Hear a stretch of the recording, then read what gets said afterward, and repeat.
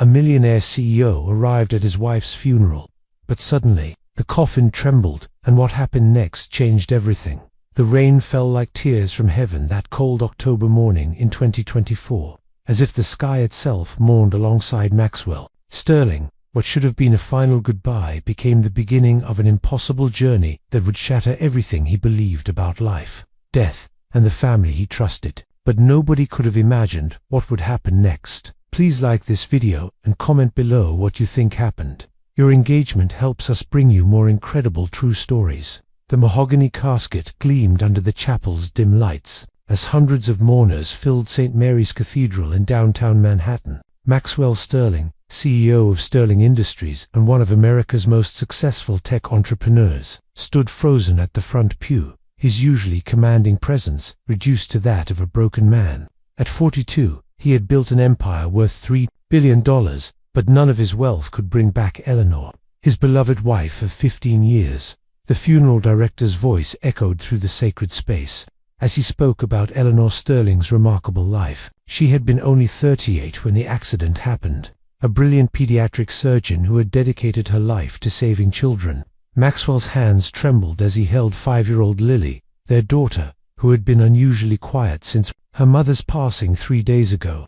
The little girl's blonde curls reminded him painfully of Eleanor's radiant beauty. "Daddy, why is everyone so sad?" Lily whispered, her bright blue eyes searching his face for answers he couldn't provide. Maxwell had tried to explain death to a 5-year-old, but how do you tell a child that Mummy would never come home again? How do you explain that the car accident on the FDR Drive had stolen the light from their lives forever? As the service continued, Maxwell's mind drifted to their last conversation. Eleanor had been rushing to the hospital for an emergency surgery, kissing him goodbye with her usual warmth. "I love you to the stars and back," she had said, using the same phrase she whispered to Lily every night. Those were the last words he heard from the woman who had transformed his cold, business-focused world into something beautiful and meaningful. The priest's voice brought him back to reality as the final prayers were spoken. Maxwell watched as 6 pallbearers, including his brother-in-law Marcus and his business partner David Chen, prepared to carry Eleanor's casket to the waiting hearse. His mother, Victoria Sterling, sat rigid in the second pew, her face a mask of controlled grief.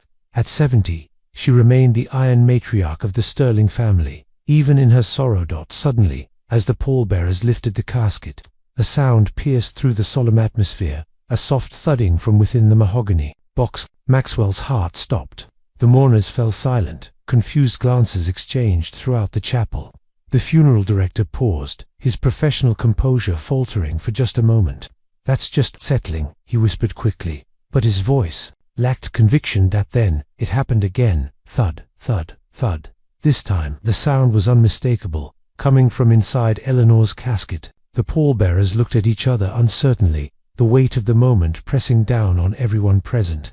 Lily suddenly broke free from Maxwell's arms and ran toward the casket, her small voice cutting through the stunned silence like a knife. "She's alive! She's alive!" Lily screamed, tears streaming down her face. "Mummy called my name. She said, 'Lily, help me.' I heard her. I heard her." The little girl pounded her tiny fists against the casket, her desperate cries echoing off the cathedral's walls as Maxwell stood paralyzed, torn between hope and the terrible fear that grief had finally driven them both to madness. Chaos erupted in St. Mary's Cathedral as Lily's desperate cries pierced through the stunned silence. Maxwell's rational mind screamed that this was impossible.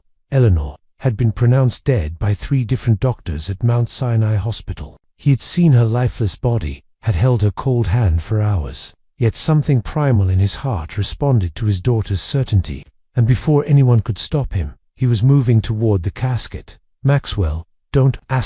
Victoria's sharp voice cut through the commotion as she rose from her pew. "This is grief talking. You're frightening the child even more."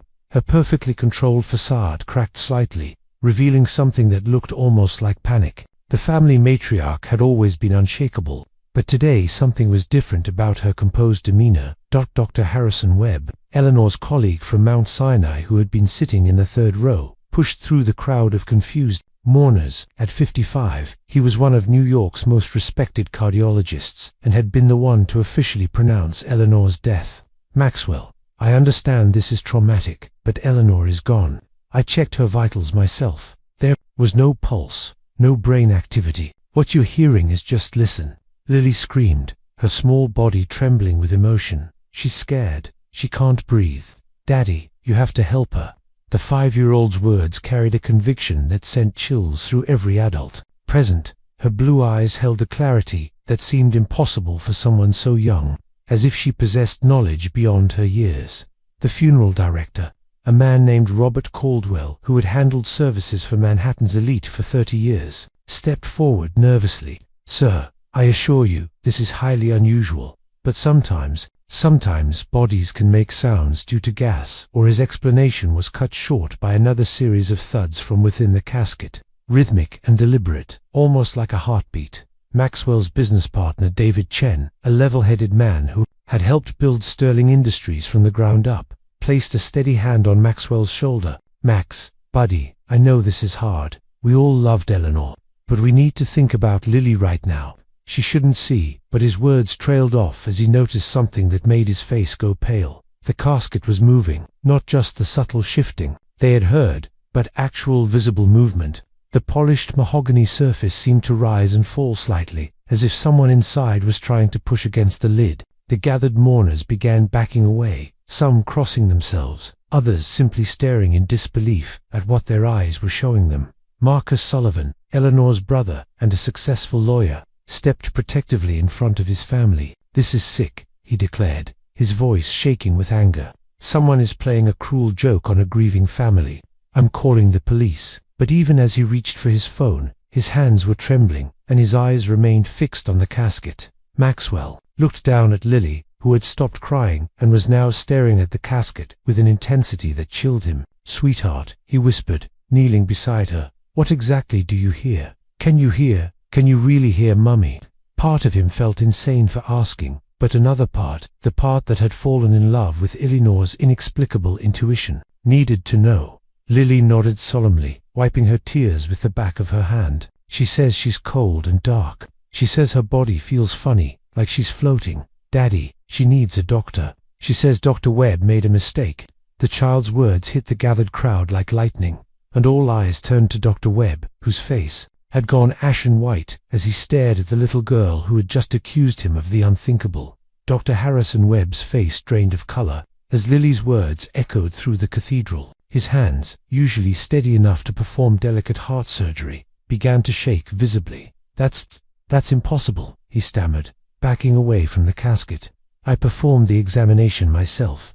Eleanor Sterling was clinically dead for over 40 minutes before I made the official pronouncement." Maxwell's mind raced as he watched the respected cardiologist's composure crumble. In 15 years of marriage, he had learned to trust Eleanor's instincts about people, and she had always felt something was off about Dr. Webb. "Harrison," Maxwell said slowly, his voice gaining strength, "you're going to help me open this casket, right now." "Absolutely not." Victoria Sterling's voice rang out with authority.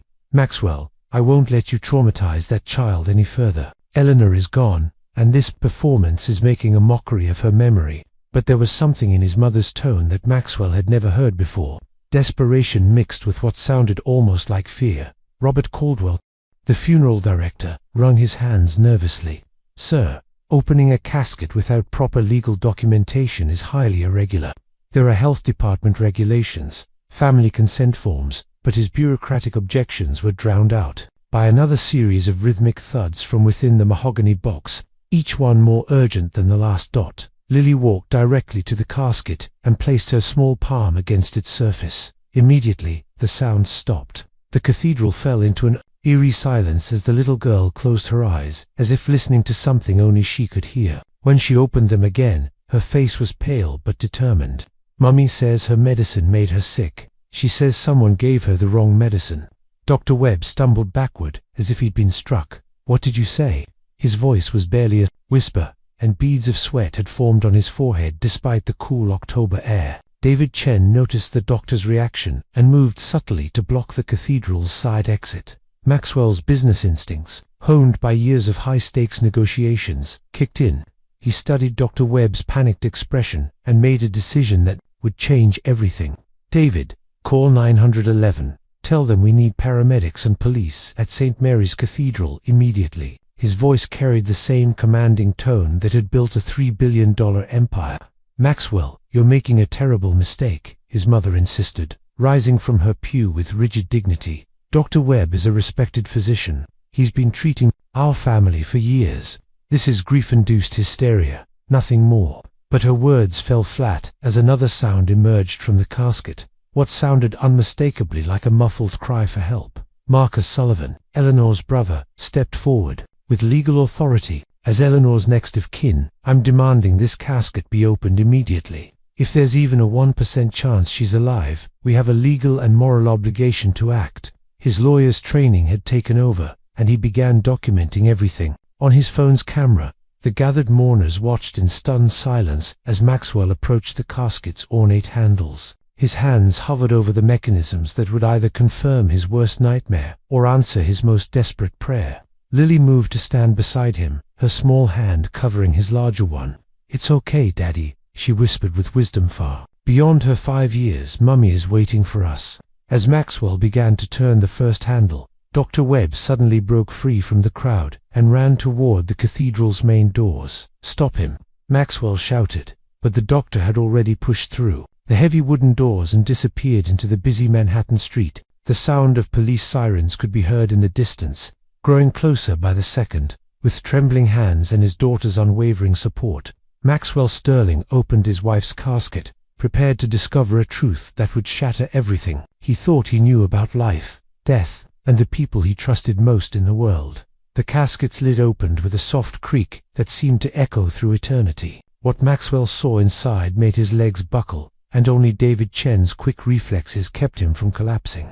Eleanor lay perfectly still, her skin pale but not with the waxy appearance of death. Her chest rose and fell in shallow, almost imperceptible breaths, and her eyelids fluttered as if she were trapped in a deep, troubled sleep. "My God," Marcus whispered, pulling out his phone to record everything. "She's alive. She's actually alive." His voice cracked with emotion as he captured the impossible scene. The mourners pressed closer, their initial fear replaced by amazement and confusion. How was this possible? How had 3 doctors missed the signs of life? Lily climbed onto a nearby chair to see into the casket, her small voice filled with relief. "See, Daddy? I told you she was scared and cold. Look, she's trying to wake up." Indeed, Eleanor's fingers twitched slightly, and a soft moan escaped her lips, the first sound she had made since the accident 3 days ago. Victoria Sterling remained frozen in her pew, her face an unreadable mask. "This is medically impossible," she said quietly, but her words lacked conviction. Maxwell noticed how his mother's hands gripped her purse with white knuckles, and how her eyes darted toward the cathedral's exits as if calculating escape routes. The sound of sirens grew louder, and within minutes, paramedics burst through the cathedral doors with their equipment. Led by Captain Sarah Martinez, a veteran EMT with 20 years of experience, the team immediately went to work. "Step back, everyone. Give us room to work." Her trained eyes took in the scene with professional assessment. "Patient appears to be in a catatonic state," Sarah announced as she checked Eleanor's vitals. "Pulse is weak but steady at 40 beats per minute. Blood pressure is dangerously low. We need to get her to Mount Sinai immediately." She looked up at Maxwell with concerned eyes. "Sir, how long has she been in this casket?" 3 days, Maxwell replied, his voice hoarse with emotion. "She was pronounced dead 3 days ago after a car accident." Dr. Harrison Webb made the official declaration. He gestured toward where the doctor had been standing, but he ran when we opened the casket. Captain Martinez frowned as her team prepared Eleanor for transport. "Sir, this woman is clearly in a deep coma, not dead. Someone made a serious error in judgment." She paused, studying Eleanor's peaceful face. "Or something else is going on here. Has she been given any medication recently?" David Chen stepped forward, pulling out his business card. "I'm Maxwell's business partner. I was with him at the hospital when the doctors made their pronouncement." Eleanor was completely unresponsive. No pulse, no brain activity on the monitors. "This doesn't make medical sense." As the paramedics carefully lifted Eleanor from the casket onto a stretcher, Lily ran to her mother's side. "Mummy, can you hear me? It's Lily. You're safe now." To everyone's amazement, Eleanor's eyelids fluttered more rapidly at the sound of her daughter's voice. and her lips seemed to form the beginning of a word. Detective Ray Morrison of the NYPD arrived just as the ambulance was preparing to leave. A seasoned investigator with 30 years on the force, he immediately recognized the unusual nature of the situation. "Nobody leaves until I get statements from everyone," he announced, blocking the cathedral's exits. "This is now a potential criminal investigation." Victoria Sterling finally stood, her composed facade beginning to crack. "Detective, this is obviously a medical mistake. My daughter-in-law was in a severe accident, and the doctors misdiagnosed her condition. There's no crime here, just human error." But her voice wavered as she spoke, and Maxwell noticed something he had never seen before. His unshakable mother was afraid. As Eleanor was wheeled toward the ambulance, she suddenly gripped Lily's small hand with surprising strength. Her eyes opened slightly, unfocused but determined, and she whispered 3 words that would haunt everyone present: "Trust no one." Then she slipped back into unconsciousness, leaving behind a cathedral full of people who realized they were dealing with something far more sinister than a medical mistake. Maxwell climbed into the ambulance beside his wife, his mind reeling with questions that demanded answers. As they raced through Manhattan traffic toward Mount Sinai Hospital, he couldn't shake the feeling that Eleanor's accident and her mysterious condition were connected to secrets that someone was willing to kill to protect. Mount Sinai Hospital's emergency department buzzed with controlled chaos as Eleanor's stretcher rolled through the automatic doors. Dr. Jennifer Walsh, the head of emergency medicine, took immediate charge of the case. At 45, she had seen every medical mystery imaginable. But a patient declared dead 3 days ago, arriving conscious, was a first in her 20-year career. "Get her to Trauma Bay 3, Dr. Walsh ordered, her team moving with practiced efficiency. "I want a full neurological workup, blood toxicology, and MRI stat. And somebody find out who pronounced this woman dead. I want their medical records and documentation immediately." Her green eyes met Maxwell's with professional concern. "Sir, I need you to tell me everything that happened from the beginning." As medical staff swarmed around Eleanor, Maxwell recounted the accident, the hospital's pronouncement of death, and the impossible discovery at the funeral. Dr. Walsh listened intently, her expression growing more troubled with each detail. "Mr. Sterling, what you're describing suggests either gross medical negligence or something far more concerning." Detective Morrison arrived at the hospital with a small team of investigators. He pulled Maxwell aside while the medical team worked on Eleanor. "Sir, I've been a cop for 30 years, and I've never seen anything like this. Someone either made a catastrophic mistake, or your wife was deliberately misdiagnosed. Either way, we're treating this as attempted murder until proven otherwise." Lily sat in the waiting room with David Chen, her small hands folded in her lap as she watched the medical team through the trauma bay's glass windows. Despite her young age, she seemed remarkably calm, as if she had known all along that her mother would be okay. "Uncle David," she said quietly, "Mommy says there are bad people who don't want her to wake up." David felt a chill run down his spine. "Sweetheart, what do you mean?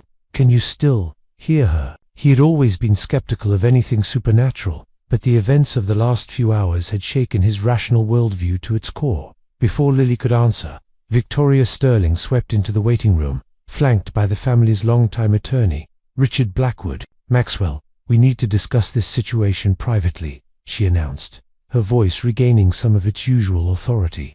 "Richard has some concerns about the legal implications of what happened today."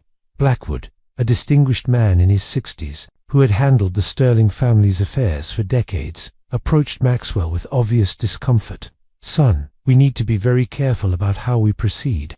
If there was medical malpractice involved, the hospital will likely try to cover their tracks. But more importantly, if someone intentionally harmed Eleanor, making too much noise could put your family in danger." Maxwell's business instincts flared. "What exactly are you suggesting, Richard? That we should keep quiet about someone trying to murder my wife?" His voice carried the steel that had made him one of America's most successful CEOs, but underneath was a father's desperation to protect his daughter. Dr. Walsh emerged from the trauma bay with test results, her face grave. "Mr. Sterling, I need to speak with you privately. What I'm about to tell you is extremely sensitive." She led him to a small consultation room, closing the door behind them. "Your wife's blood work shows traces of succinylcholine. It's a paralytic agent used in surgery. In high doses, it can simulate death by stopping all voluntary muscle movement while keeping the patient conscious. The revelation hit Maxwell like a physical blow. You're saying someone drugged her? Someone wanted her to appear dead? His mind raced through the implications. If Eleanor had been conscious during her own funeral, trapped in her own body, unable to move or speak. There's more, Dr. Walsh continued. The drug would have worn off naturally within hours. But someone also administered a secondary compound that I can't identify yet. It's kept her in this catatonic state for 3 days. Mr. Sterling, someone with extensive medical knowledge deliberately did this to your wife. Maxwell's phone buzzed with an urgent text from David. Hospital security says Dr. Webb was seen in the parking garage 20 minutes ago. He's here, Max, and he's not alone. The message sent ice through Maxwell's veins as he realized that whoever had tried to bury his wife alive wasn't finished with their plan. As alarms began sounding throughout the hospital and security guards rushed past the consultation room windows, Maxwell understood that Eleanor's miraculous survival had just painted a target on his entire family. The people responsible for this nightmare were still out there, and they clearly weren't done trying to silence the woman, who might be the only witness to their crimes. Hospital security swarmed the parking levels as Maxwell raced back to the trauma bay, his heart pounding with the realization that Eleanor was still in danger. Through the glass windows, he could see her lying motionless on the hospital bed, various monitors tracking her vital signs. The slow, steady beeping of the machines was the only reassurance that she was truly alive. Detective Morrison intercepted Maxwell in the hallway, his weathered face grim with concern. "We've got a problem." Dr. Webb was spotted on the 5th floor, near the medication storage area, but he disappeared before security could apprehend him. More concerning, hospital records show he had access to Eleanor's medical files during her entire stay 3 days ago. Dr. Walsh joined them, carrying a tablet with Eleanor's latest test results. "I've been reviewing the security footage from the night of Eleanor's death," she said, her voice tight with controlled anger. Dr. Webb entered Eleanor's room at 11:47 p.m., approximately 20 minutes before she was pronounced dead. He was alone with her for 17 minutes. Maxwell felt his world tilting as the pieces began forming a horrifying picture. "You're telling me that Webb deliberately drugged my wife and declared her dead?" The businessman in him was already calculating the implications, but the husband and father was consumed with rage at the violation of trust. Lily suddenly appeared at Maxwell's side, having slipped away from David in the waiting room. Her small hand tugged at her father's sleeve as she looked up with those knowing blue eyes. "Daddy, Mummy says the bad doctor is coming back. She says he has a needle and he wants to make her sleep forever this time."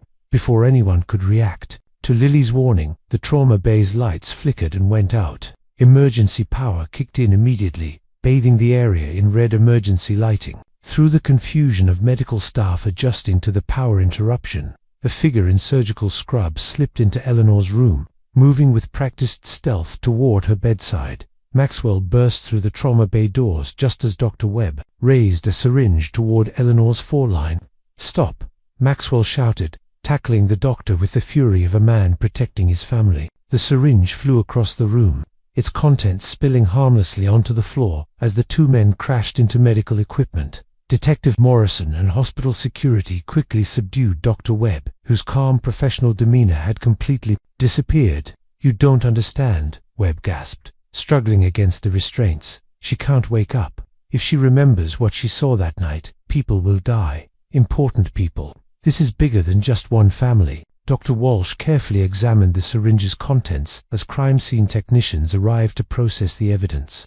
"This appears to be potassium chloride in a concentrated dose," she announced grimly. "If he had managed to inject this into her it would have caused immediate cardiac arrest. Your wife would have been dead within minutes." As Webb was led away in handcuffs, he turned back to Maxwell with desperate eyes. "You think you've won, but this is just the beginning. Eleanor saw something she shouldn't have seen the night of her accident. There are people with resources you can't imagine who will do anything to keep that secret buried." Victoria Sterling arrived at the trauma bay just as the commotion was ending, her face a mask of shock and concern. "My God, Maxwell, what happened? I heard there was some kind of attack." But Lily, still standing beside her father, looked at her grandmother with an expression that seemed far too knowing for a 5-year-old child. Grandma Victoria Lily said quietly, "Why do you look scared?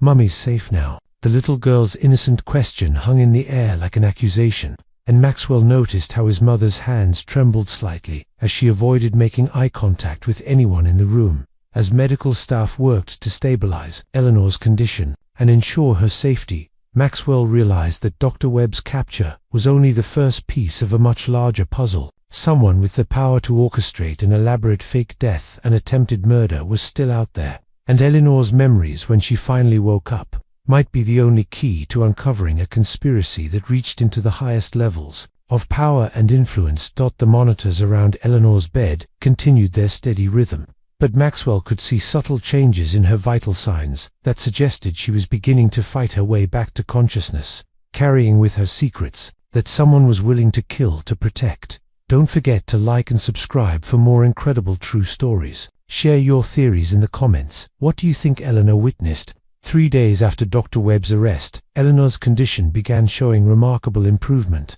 The mysterious secondary drug was slowly leaving her system, and her periods of consciousness grew longer each day. Maxwell hadn't left her bedside except to take Lily to school.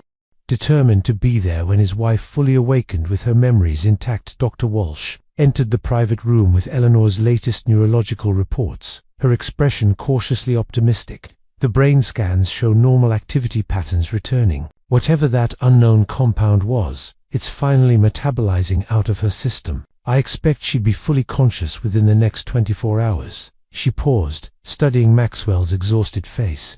But you need to prepare yourself for the possibility that her memories of the accident might be fragmented or traumatic. Detective Morrison arrived with FBI agent Sarah Chen, a specialist in medical crimes who had been assigned to the case due to its unusual nature. Agent Chen, a sharp-eyed woman in her early 40s, carried a thick file that suggested the investigation had expanded significantly. "Mr. Sterling, Dr. Webb has been talking, but only in exchange for federal protection. What he's told us has opened a can of worms that goes far beyond your wife's case." Maxwell looked up from Eleanor's bedside, noting how her breathing had become more regular and her color was returning to normal. "What do you mean? How much bigger can this get?" His business instincts told him that Webb's fear of important people wasn't just the ramblings of a desperate man. Agent Chen sat down, opening her file with careful precision. "Dr. Webb claims he was paid $2 million to ensure your wife never regained consciousness. The money came through a series of shell companies that we're still tracing. But the sophistication suggests organized crime or corporate espionage. At the highest levels, the revelation hit Maxwell like a physical blow. $2 million meant this wasn't a crime of passion or medical malpractice. It was a calculated assassination attempt. But why Eleanor? She's a pediatric surgeon. What could she possibly know that's worth that kind of money? Before Agent Chen could respond, Eleanor's eyes fluttered open, focusing with difficulty on Maxwell's face. Her voice was barely a whisper, hoarse from days of unconsciousness. Maxwell. Her hand moved slightly, reaching for his with trembling fingers. Where am I? What happened to me?" Maxwell's heart soared as he gently took her hand, tears streaming down his face. "You're safe, sweetheart. You're in the hospital. There was an accident, but you're going to be okay." He looked at the investigators, silently asking if it was too soon to discuss what had happened to her. Eleanor's brow furrowed as fragmented memories began surfacing. The accident, there was something wrong. The other car, it wasn't an accident. Maxwell, they were waiting for me. Her voice grew stronger as more details returned. "The driver, he knew my name. He said someone wanted to talk to me about Lily's medical records." Agent Chen leaned forward with interest. "Mrs. Sterling, can you remember anything else about this driver? What did he look like? What exactly did he say about your daughter's records?"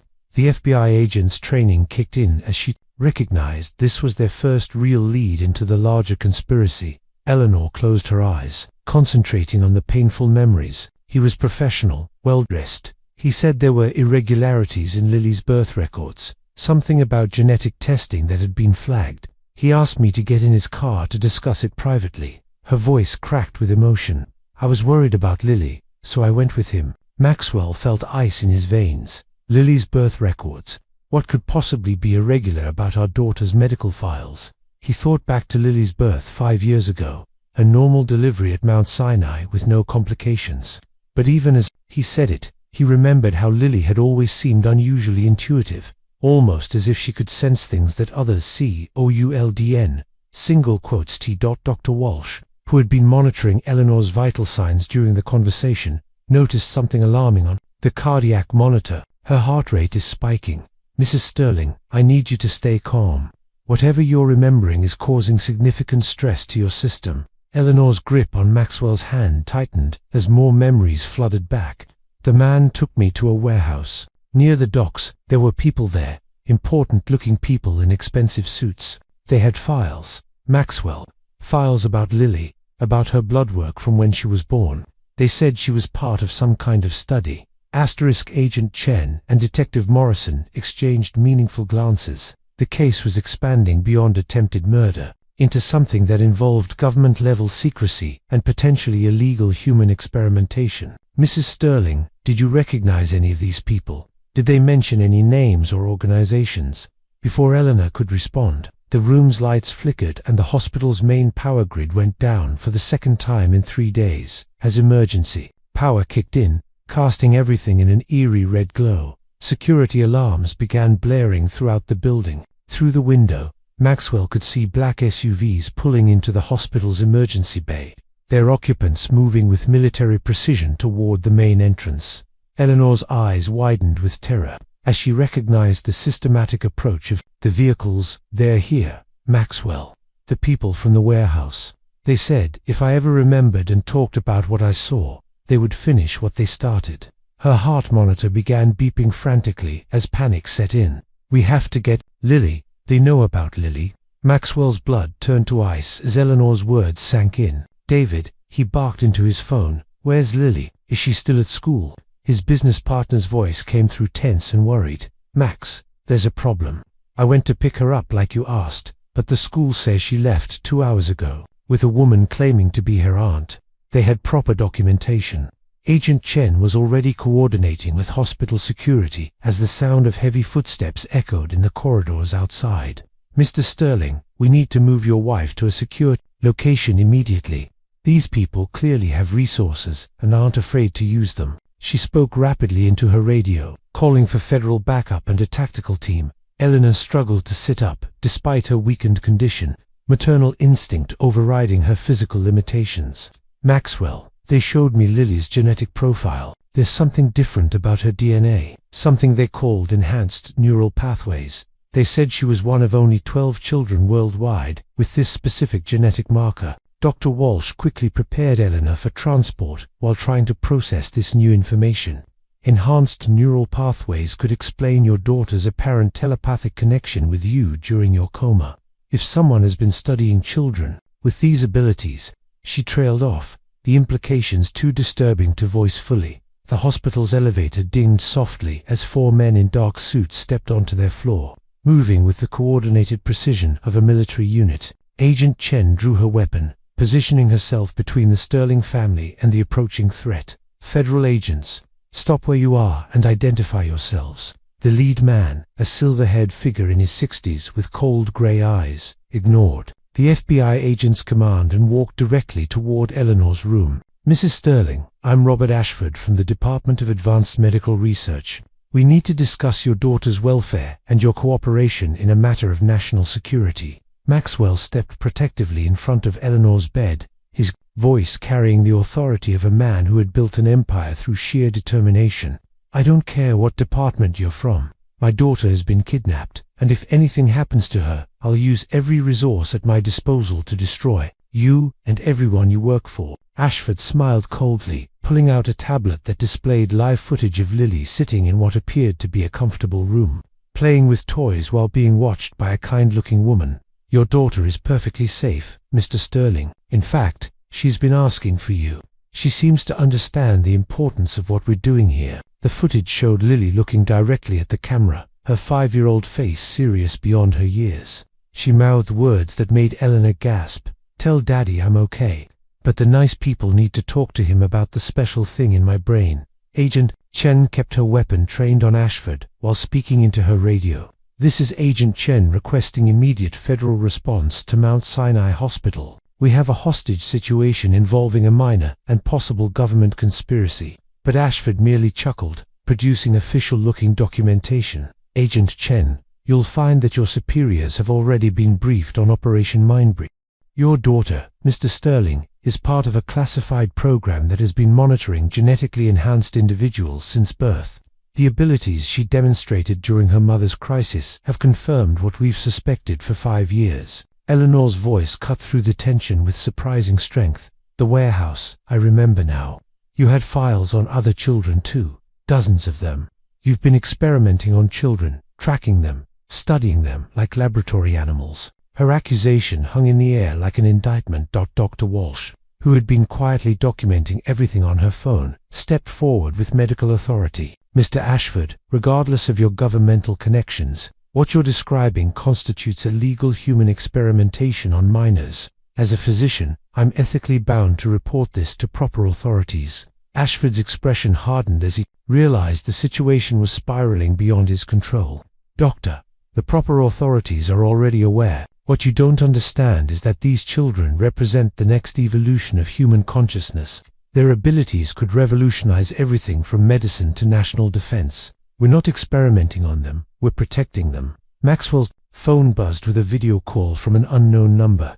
When he answered, Lily's face appeared on the screen, but her usual bright demeanor was replaced by something that chilled him to the bone. Daddy, she said in a voice that seemed older than her 5 years, the nice people explained everything to me. I can help other kids like me, but only if Mummy promises not to tell anyone what she saw. Can you ask her to promise? As Maxwell looked into his daughter's eyes through the phone screen, he realized that whatever power she possessed was far more significant than anyone had imagined, and the people who wanted to control her would stop at nothing to keep their secrets buried. The standoff in Eleanor's hospital room intensified as Maxwell stared at his daughter's image on the phone screen. Lily's usual playful innocence had been replaced by an unsettling maturity that made his paternal instincts scream with alarm. Sweetheart, where are you? Daddy's going to come get you right now. Lily's response sent chills through everyone present. I'm in a place where they study special children, Daddy, but I'm not scared because I can hear all their thoughts. They're more afraid of me than I am of them. Her 5-year-old voice carried a weight that seemed impossible for someone so young. Ashford's confident demeanor cracked slightly as he heard Lily's words. She's more advanced than we anticipated, he muttered to one of his associates.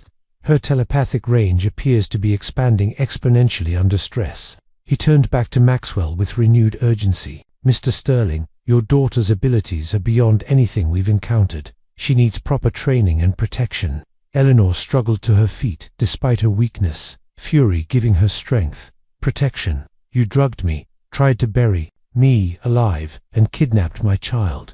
You call that protection? Her voice carried the righteous anger of a mother whose cub had been threatened. Agent Chen's radio crackled with an update that changed everything. Agent Chen, this is Director Walsh from FBI headquarters. Stand down immediately. Operation Mindbridge is classified above your clearance level.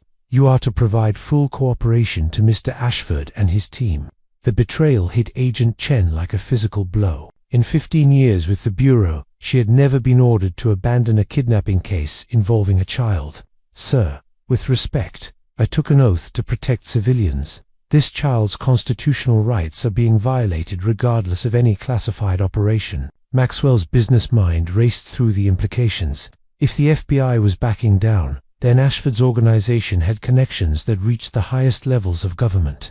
But his daughter's safety was worth more than any political consideration. What exactly do you want from us? Ashford activated his tablet, showing detailed medical scans of Lily's brain activity from her birth until the present day. Your daughter's neural pathways are unlike anything in recorded medical history. She can not only read thoughts, but potentially influence them. In the wrong hands, someone with her abilities could pose a significant threat to national security. The tablet displayed other children's profiles, dozens of them from around the world, all with similar genetic markers and developing psychic abilities. We've been monitoring and protecting these children for years. Some have been recruited into special programs where they can be properly trained and their abilities channeled for the greater good. Dr. Walsh, studying the medical data over Ashford's shoulder, made a disturbing discovery.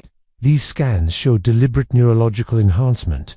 You haven't just been monitoring these children, you've been artificially stimulating their psychic development through targeted medical interventions." Eleanor gasped as fragmented memories from the warehouse became clearer. "The injection.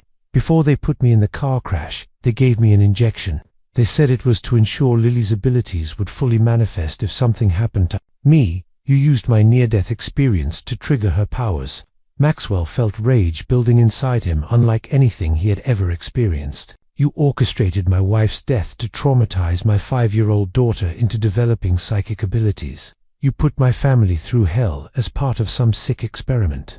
Ashford's expression remained coldly professional. "Mr. Sterling, your daughter's abilities could save thousands of lives if properly developed. Children with her capabilities can detect threats, prevent terrorist attacks, even help solve murders.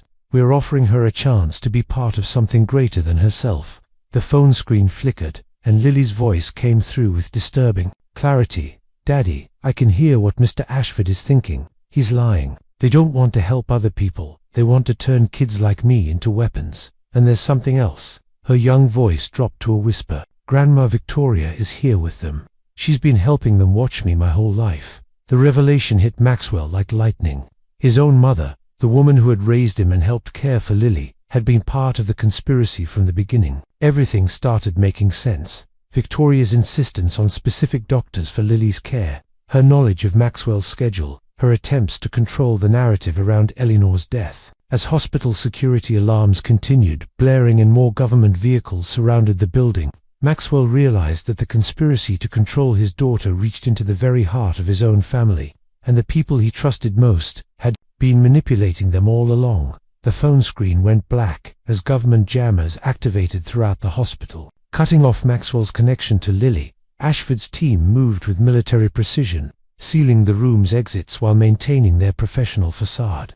"Mr. Sterling, your mother has been instrumental in ensuring your daughter's safety and development. She volunteered for this program when Lily's abilities first manifested." Maxwell's world shattered as the implications sank in. "My mother has been spying on my family for 5 years, reporting on my daughter to government handlers." His voice carried the fury of a man whose entire reality had been built on lies. Eleanor, despite her weakened state, struggled toward the door with desperate determination. "I remember more now. Victoria was at the warehouse that night. She was arguing with them about moving too fast, saying that traumatizing me might damage Lily's psychological development." Her revelation added another layer to the betrayal. Agent Chen, torn between her federal orders and her conscience, made a decision that would define her career. "Ashford, I don't care what clearance level this operation has. If an American citizen is being held against her will, and I'm not walking away from that." She kept her weapon drawn despite the political consequences. Dr. Walsh had been quietly reviewing the medical files on Ashford's tablet when she made a horrifying discovery. "These aren't just monitoring reports," she announced, her voice shaking with outrage. "These are experimental protocols. You've been using children as test subjects for consciousness-altering drugs and psychological manipulation techniques." The medical evidence showed a systematic program of enhancement that had been conducted on dozens of children worldwide. Some had developed extraordinary abilities, others had suffered psychological breaks, and several had simply disappeared from the records entirely. "You're running illegal human experiments on children," Dr. Walsh accused. Ashford's calm facade finally cracked as the scope of the operation began unraveling. "Doctor, you don't understand the bigger picture. These children represent humanity's next evolutionary step. Countries around the world are developing psychic warfare capabilities. We can't afford to fall behind." Maxwell's business instincts, honed by years of high-stakes negotiations, kicked in as he recognized Ashford's desperation. "You've lost control of the situation, haven't you? Lily's abilities are beyond what you expected, and now you're scrambling to contain the damage." The truth was even more disturbing. Through the hospital's security cameras, they could see Victoria Sterling entering the building flanked by additional government agents, but her face showed none of her usual composure. Instead, she looked like a woman who had lost control of forces she had helped unleash. Eleanor's memories continued, clearing as the drugs left her system. "Victoria knew about Lily's abilities. Before I did, she was the one who suggested we use Dr. Webb as our family physician. She arranged for Lily's birth at Mount Sinai, where they could access her genetic material. The conspiracy had been in place since before Lily was even born. Agent Chen's radio crackled with an encrypted message that made her face go pale. "Ashford, there's been a development at the facility. The subject has escaped containment. All units are converging on the hospital." Her years of experience told her that whatever was happening was far worse than a simple kidnapping case. Maxwell felt a surge of paternal pride mixed with terror. Lily escaped on her own. How is that possible? But even as he asked, he remembered his daughter's unnatural calmness during crisis situations and her ability to sense things that others couldn't perceive. The hospital's emergency lighting flickered as every electronic device in the building began malfunctioning simultaneously. Through the windows, they could see cars in the parking lot experiencing electrical failures, their alarms blaring in chaotic symphony. Ashford's face went white as he realized what was happening.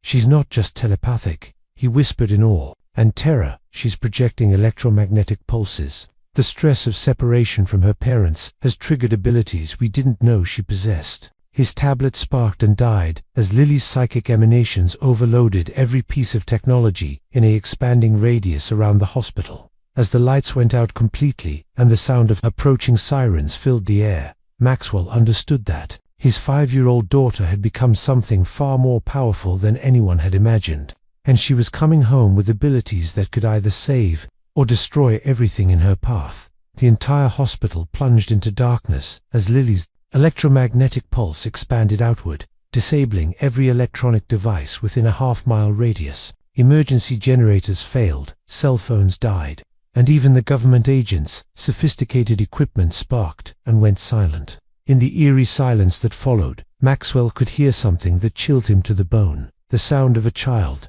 humming a lullaby that Eleanor used to sing to Lily. Dr. Walsh grabbed an emergency flashlight, its beam cutting through the darkness to reveal Ashford's team in complete disarray. "Sir, whatever your daughter is doing, she's affecting more than just electronics. Several patients on life support have flatlined, but their monitors show they're somehow still alive." Eleanor struggled to her feet, maternal instinct overriding her physical weakness. "She's not trying to hurt anyone.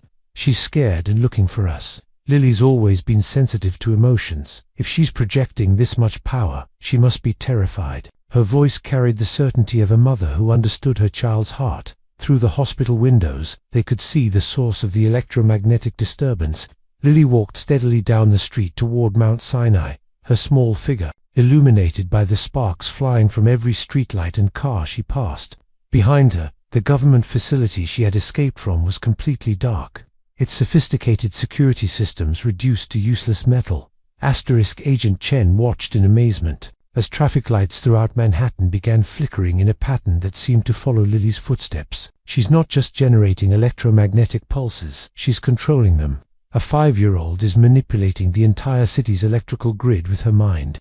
Victoria Sterling appeared in the doorway, flanked by government agents whose equipment had been rendered useless. For the first time in Maxwell's life, his mother looked genuinely afraid. "Maxwell, you have to understand, we thought we could control her development, guide her abilities for the greater good. No one anticipated this level of power." Maxwell's anger toward his mother burned cold and pure. "You sold out your own granddaughter to government handlers and called it the greater good. You helped them traumatize Eleanor and kidnap Lily for their experiments." His voice carried the fury of a man whose trust had been shattered beyond repair. Eleanor's memories continued returning as the stress hormones cleared from her system. "Victoria, I remember you at the warehouse. You were arguing with them about the timeline, saying that Lily wasn't ready for full activation. You knew they were going to fake my death to trigger her abilities." The elderly matriarch's composure finally cracked completely. "They said it was the only way to protect her from foreign operatives who were also monitoring psychic children. I thought we could keep her safe while helping our country."